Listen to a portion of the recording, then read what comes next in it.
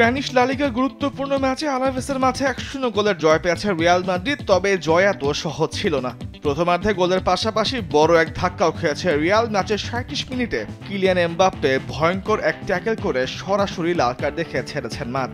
তখনও 1-0 গোলে এগিয়েছিল রিয়াল। এক সময় মনে হচ্ছিল হয়তো ম্যাচ হতে পারে হাতছাড়া, তবে শেষ পর্যন্ত 10 জনের দল নিয়েই 3 পয়েন্ট নিশ্চিত করে মাঠ ছেড়েছে আনচেলত্তির শিষ্যরা।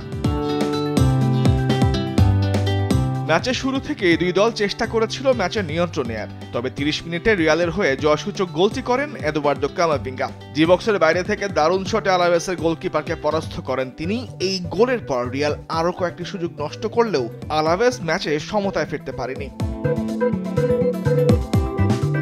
30 মিনিটে গোল পাওয়ার পর রিয়াল ম্যাচের নিয়ন্ত্রণ নিচ্ছিল, ঠিক তখনই ঘটে বিপত্তি। 37 মিনিটে এমবাপ্পে ভয়ঙ্কর ট্যাকেল করেন আলাভেসের খেলোয়াড় অ্যান্তোনিও ব্র্যাঙ্কোকে। রেফারি বিন্দুমাত্র দেরি না করে সরাসরি লাল কার্ড দেখান ফ্রেঞ্চ সুপারস্টারকে, আর এতেই বিপাকে পড়ে রিয়াল।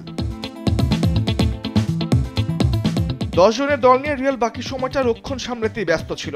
আলাভেসও একের পর এক চালিয়েছে আক্রমণ, তবে তারা গোলের সুযোগ কাজে লাগাতে পারেনি। ম্যাচের 65 মিনিটে আলাভেসের ম্যানুয়েল সানচেজ ভিনিসিয়াস জুনিয়রকে ফাউল করে লাল কার্ড দেখলে দুই দলই 10 জনের দলে পরিণত হয়। এরপর রিয়াল আরও কয়েকটি সুযোগ পেলেও গোল বাড়াতে পারেনি। শেষ পর্যন্ত 1-0 গোলের জয় নিয়ে ছেড়েছে মাঠ।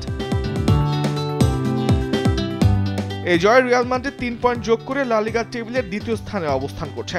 শীর্ষে থাকা বার্সেলোনার থেকে 4 পয়েন্ট পিছিয়ে রয়েছে এখনও আনচেলত্তির শিষ্যরা। তামিমুর রহমান, স্পোর্টস ডেস্ক, দেশ টিভি।